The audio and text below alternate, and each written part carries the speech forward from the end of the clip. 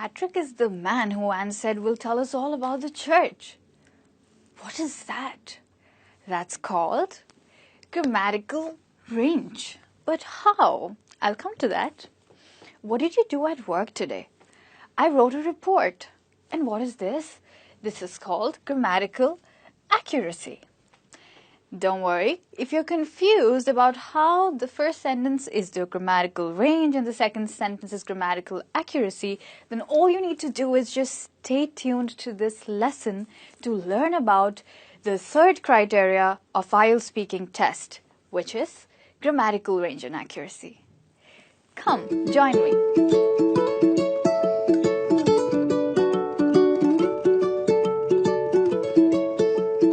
So here we start, just to let you know that grammatical range and accuracy consists 25% of your IELTS speaking test score. So please pay attention in this lesson. Now there's a myth related to grammatical range and accuracy. We think it's all about being accurate. Grammar is all about being accurate while speaking.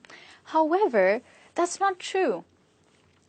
Instead, the IELTS band descriptor for band 7, yes, band 7 says that the candidate frequently produces error-free sentences. However, some grammatical mistakes persist.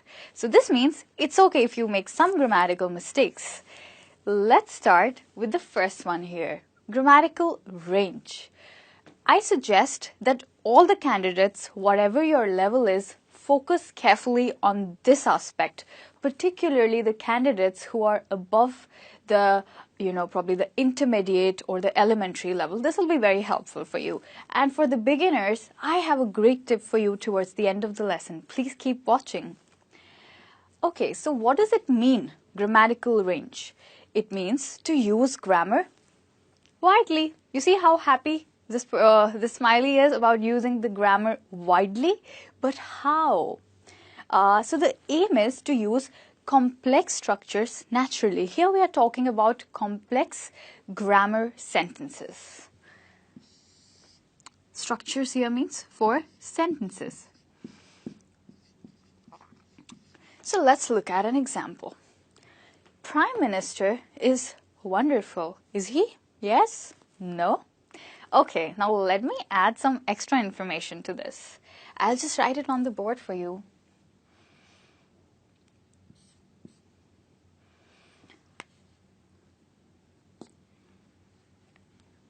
Children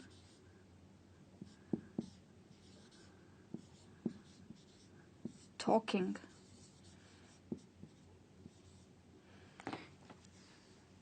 Children in front of the palace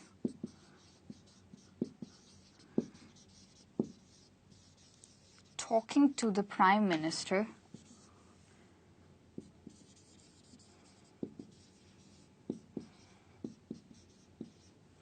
Children in front of the palace talking to the Prime Minister is wonderful. Is this sentence correct? No.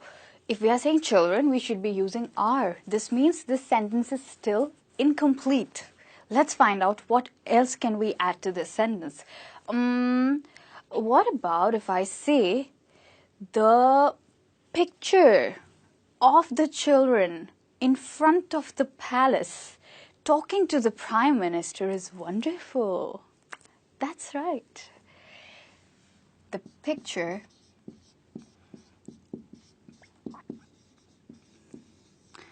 of the children in front of the palace, comma, talking to the Prime Minister is wonderful. So what have we done here? Prime Minister is wonderful is a single bit of information. But when you're trying to be grammatically wide and you want to have a wide range of grammar, then you would want to use complex grammar structures. And how does that happen? When you add multiple bits of information to the same sentence. I hope this example has taught you how to increase your range in grammar.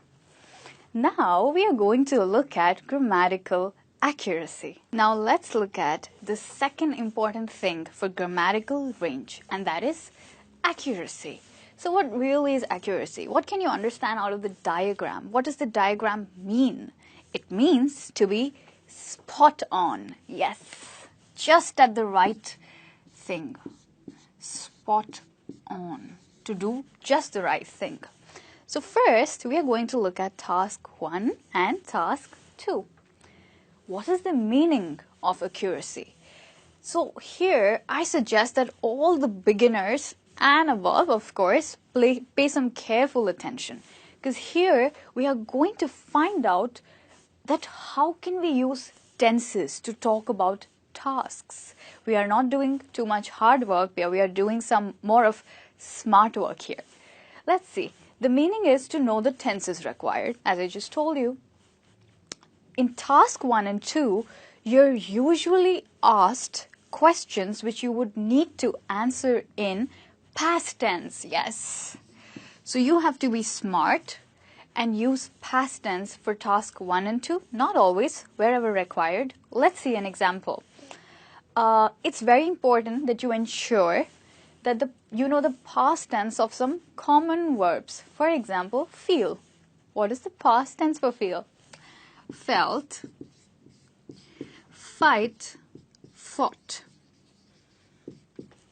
Wait, waited.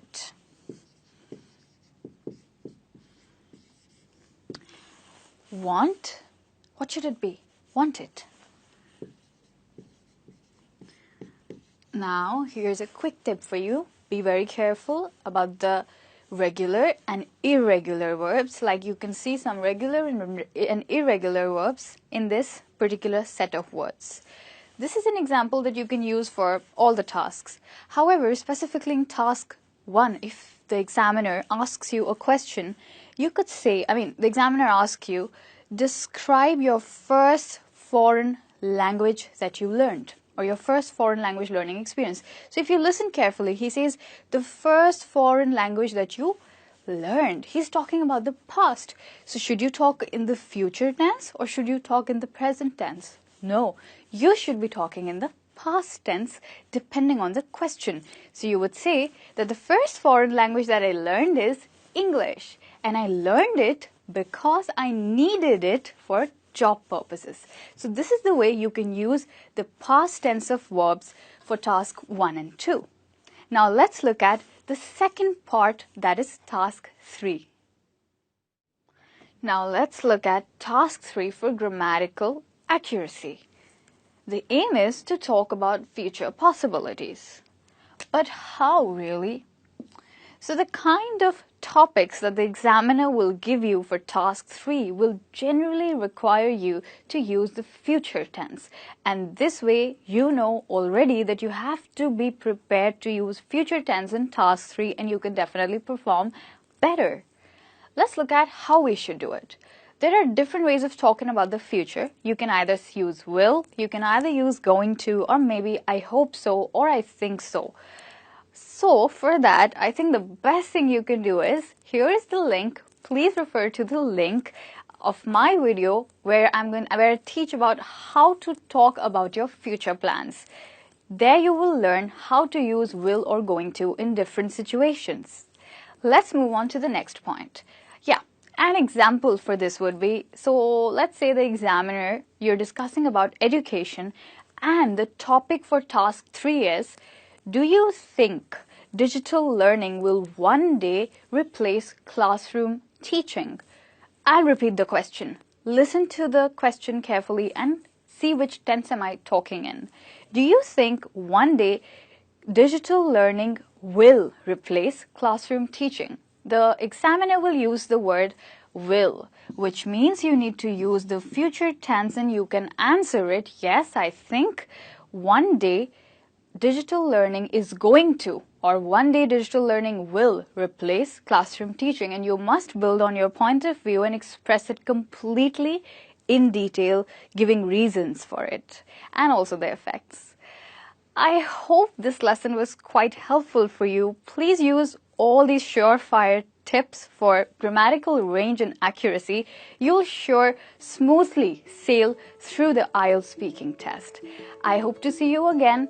Till then, you please refer to my other videos on other criteria for speaking test and also the FAQs for the speaking test to clear any confusions about its form. Bye-bye.